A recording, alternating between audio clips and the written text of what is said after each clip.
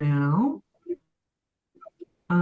So welcome in and happy sunny, at least here in the Northeast, Tuesday to everybody. My name's Delaney Monahan, and I am a marketing strategist here at Synergy Wellness Center, and I just help facilitate cool conversations between different members of our team and with the general public. And we're really excited to bring this resource to the community today. I am excited to introduce Alex Buckwald and Danielle Trainer, two of our clinicians, two of our therapists here, mental health therapists here at Synergy, and they're going to talk about basically, well, I won't give away too much, but they're going to just talk about the different types of therapy and kind of destigmatize what your first session perhaps could look like, and just give folks some more information about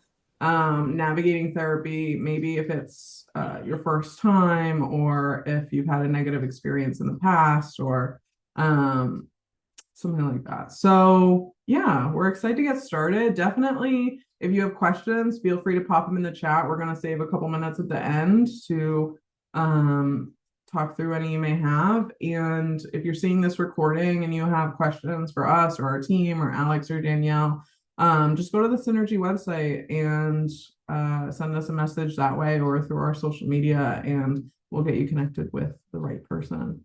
So with all that being said, thanks for being here, Alex and Danielle. I'll let you guys take it away. Thanks, Delaney. We're happy to be here. Hello, all. I am gonna just share my screen. Daniel, do you want to do any intros at all first, or just should I share the screen and we'll get going? While you share the screen, I can get Mhm. started. Perfect. So I'm Danielle Trainer, LICSW, and I work as a clinical supervisor at the Synergy Wellness Center, located in Hudson and Bolton, Massachusetts. Um, Alex is with me, and I'll go ahead and introduce you while you're getting that up, Alex. Yeah. um, Okay, thank you. Here we go. so then we have with me Alex Buckwald, and she is also an LICSW and works as one of the clinicians at the practice as well. Okay, did that work? Yes, yes, we are here. We're good. Okay, great. Wonderful. Yes, thanks for introducing me. Um, why don't we just want to make sure that it's like you can see it okay as far Yep. as sizing and everything. Okay, Yeah, it looks great. great. Okay, thanks so much. Wonderful. So, Danielle, do you want to start us off? I'm gonna. Sure. So we first wanted to just explain a little bit about synergy as a practice in general. Um, so Synergy Wellness Center focuses around whole person health and holistic care, and thinking of people from that lens, people that we serve. Um, we have services for not only your emotional, physical, spiritual needs. So we have counseling, and we have acupuncture, Reiki, and yoga, and lifestyle medicine, and massage, and all sorts of things to kind of look at people from the lens of being, whole person and holistic. Um, Although several services are offered at the practice, today we are going to be focusing on the therapy and the counseling side of the practice. Our goal for today is to demystify therapy, walk you through what a therapy session might look like, and then showcase kind of some of the approaches that we utilize here at the practice. Great. Thanks so much for doing that. So, as Danielle mentioned, these are our names and what we do here. Out, so Danielle is also a supervisor. Um, so let's get into it. So, oh, sorry. So who is therapy for? It's a good question. Um, Essentially, therapy is for people who are dealing with all kinds of issues. They can be big or small. There are a variety of reasons that someone may be feeling like they need additional support. This can be, wanting to just talk to someone that's outside of your immediate support group, someone who's a neutral source, and you really don't need to have any previous therapy experience or a diagnosis or anything to come into therapy. Anything you want to add, Danielle? I mean, obviously the list is pretty comprehensive. There's obviously people we see outside of the realm of what's listed here as well. I think that as we continue on in the presentation and demystify therapy, we're really trying to drive home the fact that people can go to therapy for all sorts of reasons, and it's not just because they have mental health conditions or like a major life events happening. It can really be anything that you're struggling to cope and manage and needing, kind of, as Alex said, a neutral person to process that with. And sometimes we see people that come in and they say, I'm struggling with this very specific thing. And then we end up talking about more than that. But it really just depends on the person. And that's kind of like what the theme is here, honestly. Okay, should I go to the next slide? If I can. Therapy for everyone. Therapy is for everyone. It doesn't matter what you've been through, what you're currently dealing with. I think that we get a lot of times like, you have to be in a really difficult place in your life to seek out therapy, and that's just not true. But we'll get into some of the myths, and we'll cover that.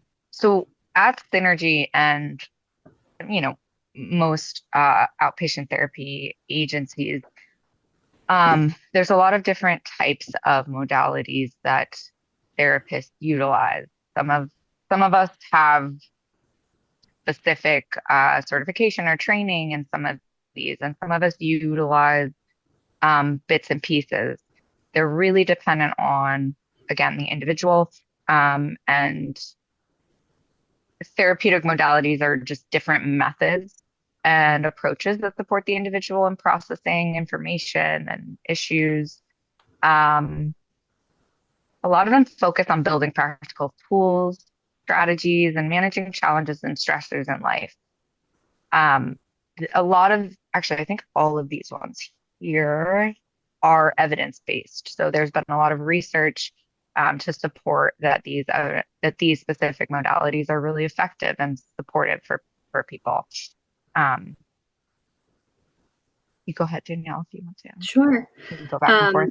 So these are just a list of some evidence-based. There are some that fall outside of the list here, but we really wanted to focus on some of the evidence-based or best practices that we utilize as a pool of clinicians at Synergy. So we have people, clinicians at the practice who utilize all of these. Well, they might not utilize all of them, but we have someone who utilizes all of these things. So these are just some examples. We have clinicians that do all of these things. We are going to go into a couple of these types of modalities. So I'll go and elaborate about like a few of them. Alex will cover a few of them as well.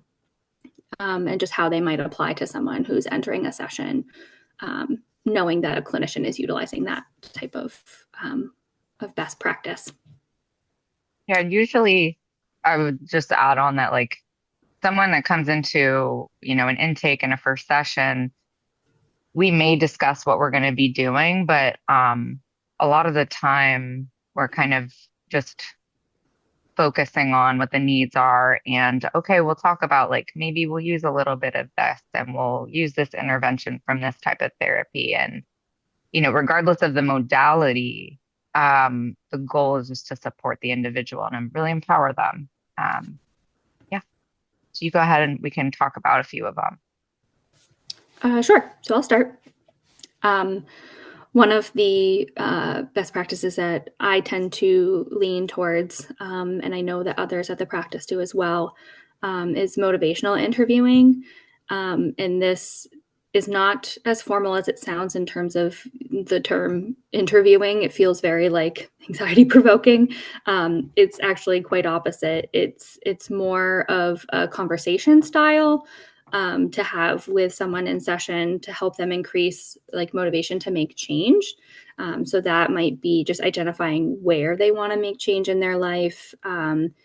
It can utilize scaling. So like on a scale of 1 to 10, where do you see yourself making this change? How ready are you? And if not ready, talking about what barriers might be in place to making that change and problem solving around those so that you can move forward and feel more ready to make changes. And they don't necessarily have to be like life changes. It can be something as simple as like, I want to be better about flossing my teeth. Like it can be everyday problems. And teasing out the barriers tends to be where a lot of the work gets done and where people feel like they are increasing their readiness to be able to like make some changes or shift the way that they might do something in their routine to better suit where they're hoping to be in their life. Another one that I tend to pull onto is dialectical behavior therapy, or DBT. So although it's originally created to support those with like a more specific presentation or diagnosis of like trauma or self-injury, often there are aspects of that can be widely used to support like people with all sorts of situations or heightened emotional stress, or distress, and regulating themselves. So this often shows up in my practice through grounding techniques or mindfulness strategies. There are a lot of those distress tolerance strategies in DBT that can be helpful to integrate into like everyday life. So as that shows up for a client, I might bring some of those strategies in. And just emphasizing the concept that you can have two competing emotions at the same time, which is sometimes hard for people to like reconcile. If you're feeling excited about something, but also really scared, that can be a lot for someone to manage. And so DBT can kind of help regulate when you're in situations like that. Moving along is movement and dance therapy. I personally am not certified in such, but we do have clinicians at the practice who are registered dance and movement therapists. It's a type of expressive therapy that can help the individual use movement to express themselves. They may not necessarily look like a dance class, but instead it can be more providing meaning to everyday movement or getting energy out or exerting certain emotions through certain physical motions, which can be really therapeutic for some people, pretty much anyone of all ages, but especially like, those that are younger that might not have the language skills to be able to like articulate what's going on with them. Yeah, actually, you bring up something so I'm going to cover a few, but that all of these modalities as well can be utilized with people of all ages. So kids, really young kids, up to, adults, however old people may be. But I think that that's what's also really beneficial about people who have a lot of different variation and experience is they're going to bring their own kind of style and specific practice and modalities to the sessions, whatever age group. Like for example, so CBT, a very popular one, cognitive behavioral therapy. It's really focused on how thoughts, feelings, behaviors are interconnected. And this one, so I work with kids and teens and adults, and I love utilizing CBT and integrating that with the kids because it can be, broken down into more basic things where we're just talking about identifying our feelings and how that impacts us. And then CBT also helps like shift negative thinking patterns and create alternative ones. That's an important piece of that one. Expressive art therapy.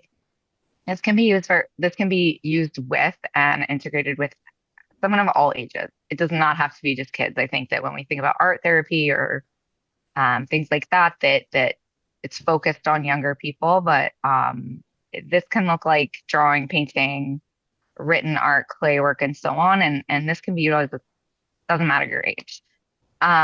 Solution focused therapy, something I really utilize a lot, and I really like it. It's a collaborative type of modality with the client. It's strength based, and it really focuses on the client's strengths and how they can tap into solutions themselves, with guidance, of course, and support. And then EMDR, so eye movement desensitization reprocessing. I actually just got an amazing opportunity through Synergy to learn more and get trained in this modality, and it's really amazing. It uses something called bilateral stimulation to support in processing, and it's really specific for. I mean, it can be used for any individual, but we're looking at people with either single incident trauma, complex trauma. That's kind of what it was derived for. But yeah, so those are quite a few options that, I think clients, when they come in, our clinicians really have a wide array of experience with different modalities. And coming into a session, it starts with what are your needs, what's going on, and then we kind of go from there and see what might be the best approach. Sometimes it's going to be a multiple of these. Sometimes it's going to be a really specific, singular approach. Anything you want to add? Yeah, I think, like we said, it's not one size fits all. And as Alex just said, like you might go into a session as a client with, a situation that you're hoping to kind of process and figure out with the support of a therapist. And that might look different from session to session, even. So, you might go in and feel really distressed one day. And so if you're in with me, then you might do like a grounding technique or, talk about some mindfulness skills, which pulls from the DBT. But then the next time you come in, you're not at that heightened or dysregulated state, but have, something you kind of want to talk through. And so CBT or solution focused therapy might be something that we, engage in. So it really could change from session to session. With the same person, like what strategy or modality is being used by a clinician.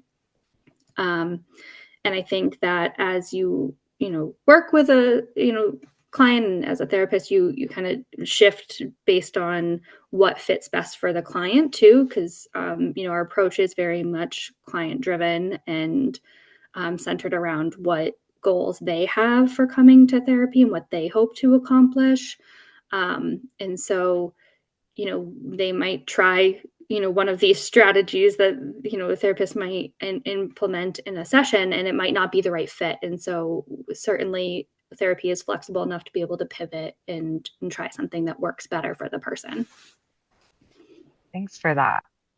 So here are some very common misconceptions or myths, right? One of the first ones that I think when Danielle and I were talking about this, like there's this very common misconception that, when people think of therapy, they're like, okay, I'm going to come in, I'm going to lay on the couch, I'm going to talk about my childhood, I'm going to talk about my mom, I'm going to talk about all these things. But it's not quite that way, which is, I think, a good thing. And yes, of course, sometimes we get into childhood stuff. That's maybe what the person is coming in to discuss. But Danielle, do you want to talk a little bit about like what's the reality? What do therapy sessions really look like? Yeah. So therapy sessions look different depending on the person and what you're, again, hoping to accomplish by coming. One session might be focused on play therapy and utilizing games or Legos because maybe the therapist is seeing a child that session, right? And that allows for, a client to feel more comfortable opening up about their emotions if they're, young and not fully understanding what they're feeling. It increases their self-awareness with some guidance and prompting from the therapist. And then if you go to the next office, there might be a different session that looks completely different and might have a focus on trying to find out a mindfulness or grounding technique so the therapist can quite literally explain or welcome the client to practice that strategy in the session with the therapist and talk through how that might like be applied in their daily routine or how could they utilize that when they're feeling heightened outside of session while in their day-to-day life. And as you can see, those two types of sessions are actually very different. So the point being that session can look different depending on who you are, what you're working on, and even how old you are. Yeah, I mean, if somebody wants to come in and lay on the couch, that's fine. I'm open to that. One of the other myths I think, or common misconceptions, is that you're going to come into therapy. It's going to be very rigid. It's going to be very serious. It's going to be like, you know, about emotions. Yeah, stuffy, exactly. And I think something we really want to demystify is that I know for myself, like that when clients come in, I want them to feel comfortable and safe. I also utilize humor. I utilize like play games, and I think that that can be really beneficial. And the reality is the client is in the driver's seat. Like they're coming in to get support. We are not going to necessarily say, do this and then you'll feel better. We're going to support them, guide them as needed. But a lot of, like at Synergy, we focus on really person driven therapy. We focus on treatment goals that are based in, empowering the person to have and be able to work on things sustainably themselves. Anything you want to add there? I guess I would just go on to the next myth, which is Okay, great. Yeah. which is therapy Another good equals one. medications, right? So Yes. getting therapy means Yes. you will be forced to take medications as well, and the reality is that's not at all the case. So not all that seek out therapy require medication as treatment. Therapists and counselors actually don't prescribe, so we don't actually do that ourselves. And then if that were something that came up for an individual, the therapist would work with them to make sure that they, got a reputable prescriber, whether through their primary care practice or a psychiatrist, or, making referrals or recommendations around that. But it's not a requirement or even an expectation for most people that end up coming into therapy. Yeah. And then similar to as we've been driving home this point is that, it's really person driven. And so as that might come up or not come up for someone is whether that is a conversation. Yeah. And I think one other thing I would add is that if someone is coming in and they're taking medications, whether that's for medical purposes or psychiatric purposes, like we can support in monitoring. We are not prescribers. If we're, Mm-hmm. Specifically, like we're not psychiatrists or NPs, but that we can support clients in that and checking in, whether that's weekly or every other week. But we definitely don't want to force them to do something they don't want to do. um, so we'll go on to the next one. So if you, Mrs., you go to therapy, others will think you're crazy. This is a comment, I feel like, right, Danielle? Mm-hmm. So therapy is completely confidential. There are obviously a few exceptions to that.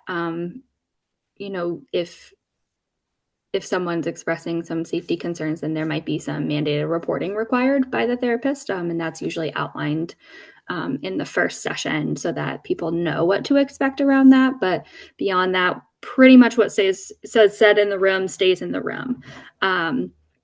And so unless you're telling someone that you're in therapy, there really is no reason that they should know about that. And to our main point, there is a stigma around that. So like if you attend therapy, you have a major mental illness, and that's not necessarily true because people, as we've covered, have, they seek out support for all sorts of reasons. And that doesn't mean that you're, quote, crazy. Sorry, I forgot I muted myself. I appreciate that a lot because I think that people come in and they're often like, I don't want anyone to know, and that will stay with us. But there's, therapy can be utilized for a lot of different things. And I think this kind of goes into the next myth of if you start therapy, you're in it for life. Mm-hmm. And that is also not true. The reality is people come in and for one, people have a lot of different specific reasons to come in and seek treatment. And sometimes it's 6 months, sometimes it's a year, sometimes there's a lot that needs to be sort of processed. and it may take longer than that, but it really depends on the person. I think I got everything there. I don't know Yeah. if there's anything you want to So add. all therapists are the same, and you can't change for a better fit is the Oh next yeah. kind of myth or misconception. And so the reality is that in life there are people you just don't mesh well with, right? Or that aren't a right match. That's true for friends, for coworkers, for pretty much anyone you experience in life. And so this is true for therapy as well. So as you find that you're feeling that you've been paired with someone who may not be quite the right match, then there's always ways to explore or like get paired with someone who is a better fit. As we've covered, like Synergy has a wide variety of therapists, and a lot of that is, we even are all a wide variety of different interests and personality styles, and so therefore there's some range there that we might be able to like fit you with a better fit if you come and find that it isn't the right fit. um, our intake team works really diligently to ensure like proper matching though, based on what you might be coming in seeking, and have a really good knowledge base of like who the clinicians are at the practice and who might be the best fit for you. So it's not often that we have to switch, but it is a possibility, and it's absolutely within the realm of normal for someone to start therapy and realize that the therapist isn't the right fit. Yeah, which can be really hard for some clients to be like, I don't want to hurt your feelings. I don't want to offend you. And I often first session say, this isn't about me. It's about you. It's about, what you're here for and getting the right support. And if we don't vibe, that's okay. And we want to make sure that the client does, meet with someone that they do really connect with, because trust and safety is really important in therapy.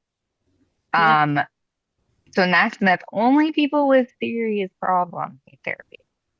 No, the reality is people with all ranges of struggles, challenges come in and benefit from therapy, period. Anything else that you feel like we should add here, Danielle? No, I Covered think we can everything. move on to what therapy actually looks like. Oh, sorry. Whoa. Okay, great. We're on the right slide. Yeah. Okay. Right. So, Yes, you as you go. can see here, therapy looks different for every person. Support and practicing strategies in session, it could look like, play therapy and engaging in like a game or an activity. It can look like, reviewing what stressors might have happened in the last week, or maybe there was a really challenging interaction that you might want to like process with someone, or there's a wide range of what a session can actually look like from session to session.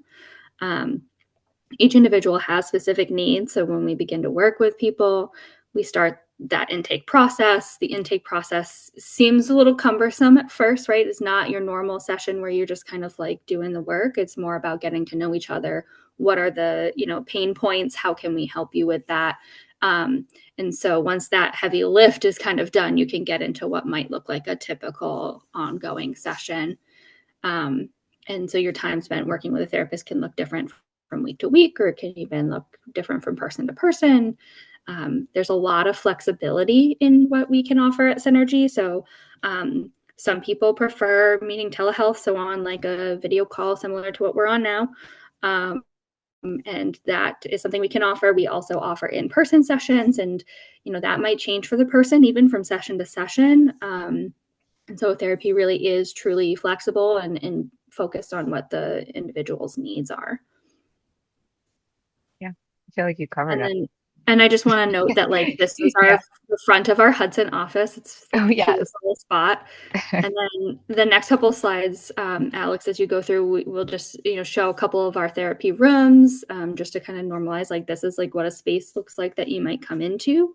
And they're usually really cozy and comfortable and have like beautiful artwork. And right now, all the offices are decked out in like the pumpkin fall, as you can see, pumpkin fall like decor. And so we try to make it feel as comfortable of a space as possible. Yeah. Okay.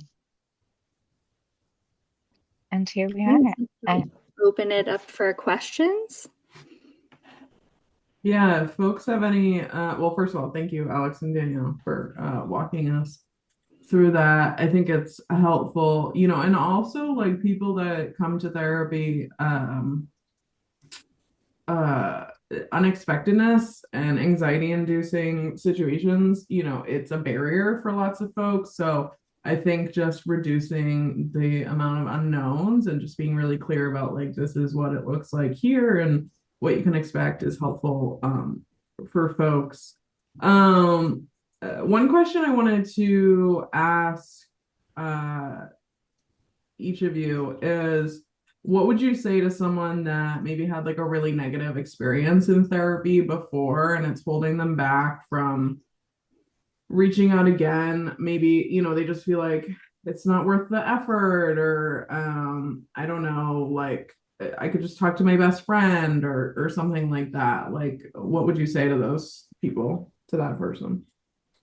Danielle Um, or yeah, Alex? Daniel, you Yeah. want to start? I Sure, mean, sure. either way. Yeah, go Um, ahead.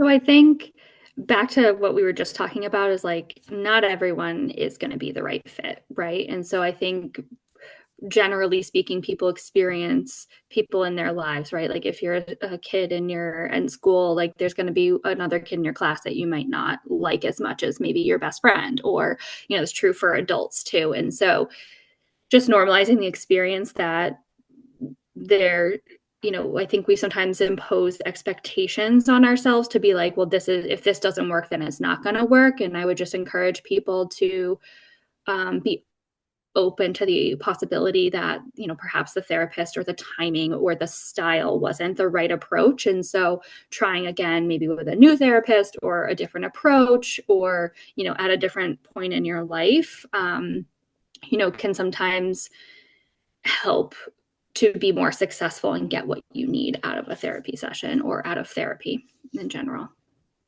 Yeah, I don't know if I could have said it any better. That was so great. I think like the one thing I would add is that this is a very normal thing for people to unfortunately like they may I've had a lot of clients come in and be like, I tried therapy, maybe they didn't connect with the therapist. That happens a lot.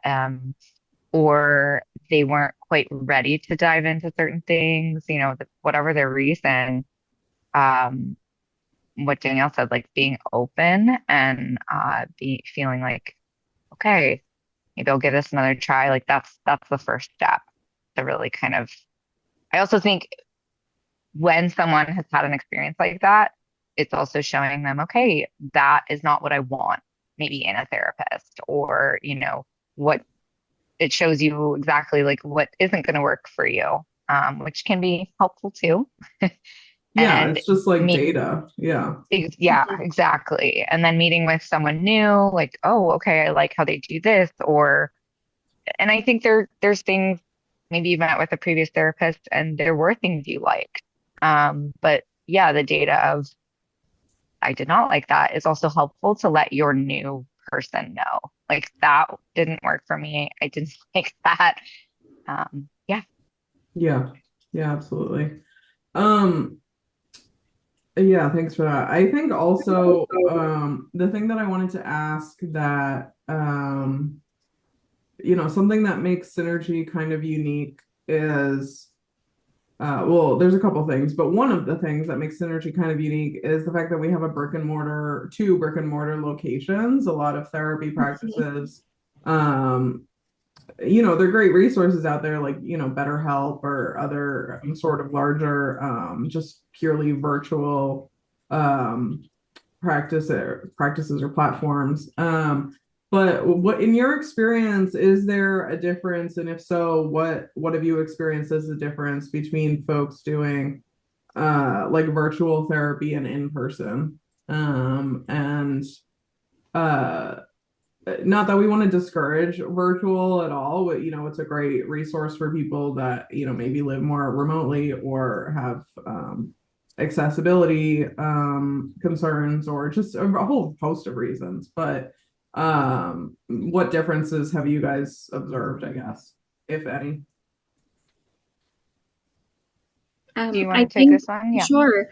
I think that, although we offer that and it is like really helpful for a lot of people, and there might be people who, the only way that they can fit it into their schedule is by surely meeting via telehealth, right? Or perhaps they don't live local to where we are. We serve all of Massachusetts, right? And so we might be able to serve someone across the state who, wasn't able to get connected with a therapist more locally to them. And so it does provide like a wider range of people that we can support. So lots of positive things about it. And there's lots of reasons why that might work for someone. But there's something to be said about sitting in a space with someone, and feeling as if you can connect with them on a different level than you can through a screen. And, I know we shared pictures and I might be biased, but like the locations we have really are a very inviting and welcoming space. It sets people up to have like success when they walk in and feel like they're in a good space with someone. And, there's a level of like, I've worked with people who get concerned about others hearing their telehealth session, right? And so they might not reveal or work through things that they've been struggling with because of that barrier. And so having and knowing of that confidential space through the brick and mortar locations really can help people achieve what they're hoping to achieve like quicker and more successfully. I think that's such a great answer. And I think about additionally, like working with kids, right? That is very, very important to work in person. I've worked through the pandemic working with kids in person, hospital level care, and then also virtually. And it is really challenging virtually with, I would say not all kids, but definitely certain ages, maybe 12, 13 and under. And there's such a huge difference in being able to utilize play and body language and, different kinds of things in person with them. But yeah, I also agree with Danielle, like the accessibility piece for telehealth and for especially certain issues that and anxieties that people might have makes telehealth really, I think, wonderful and approachable as well. And it's great. We offer both. Yeah, yeah, Yeah. absolutely. And I guess my last question or prompt that I'll throw out to you guys is the other thing that makes Synergy pretty unique is that we're a holistic wellness everything under one roof. I mean, under one roof. I mean, like that's the word synergy, like having your mind, body, soul, emotions like synergistically work together to have like a whole healthy as whole and healthy of a being as you can be. And so do either of you just want to comment on a lot of mental health practices are just that, or maybe they incorporate like one like maybe they partner with a yoga studio or maybe they refer to an acupuncturist or something like that. But synergy, it's really all there. And we inter refer a lot, or we try to. And so just want to open it up if there's anything you want to say about that, because it can be a real difference maker for folks. Yeah. Is it okay if I take this one first? Yes. So something I want to say first of all, what you're bringing up, Delaney, is actually one of the reasons that I wanted to work at Synergy. Like it provides such a a wraparound kind of approach. And when I've been at other places, I suggest other types of holistic treatment like acupuncture, movement, such as yoga, massage. And the wonderful thing about Synergy is that I don't have to say, yeah, you've got to go over there or you've got to do this because that's an accessibility potentially barrier for people. And I think having it all at Synergy really opens up a lot for people to be able to access those types of treatments and supports. And it can just be such a, again, like a wraparound and I want to say like well-rounded, like treatment, but I don't know, maybe comprehensive treatment is what I mean. Because I've also found that helpful in my personal life, like utilizing different different types of supports and treatment. Yeah, I would just add what you said about how it's a little more streamlined in terms of it, if it's applicable to the client, to get them involved in some of these other modalities that might support the work that's being done in a therapy session. Although not required, there are lots of benefits to it. And, you know, I've worked with people who have inquired about that and gotten connected pretty seamlessly because we're all one practice. Yeah, absolutely. And it just like it speaks to like what we believe in too, that like we're not just, you know, we're multifaceted beings, and uh yeah, having all of these things work together and having these different modalities like intertwined, and taking advantage of them where, you know, time, budget, etc. allows, like it can be really life changing for folks. So I just want to underscore that. Well, thank you so much to both of you. I think this was great. And yeah, we have some easy ways to get in touch with us on the screen. And I just put the link in the chat as well. Thank you, Danielle. And then I just also want to note that you can find Alex and I So on sorry. No, you can find us on Psychology Today as well, or through any of these things on the screen. Yeah, absolutely. And we have a really good, really amazing guest services team as well. Like they're just the sweetest people, and they'll get you connected with who you need to be connected with. And also our intake team, in terms of matching you with a therapist that fits for you. Like I'm continually impressed by their ability to do so. So yeah, thanks for folks that join. Thanks to folks watching this recording. And our plan is to do more webinars in this style in the future with different members of the Synergy community. So be on the lookout for those. And thanks again, everybody. Have a good rest of your day. Thank you.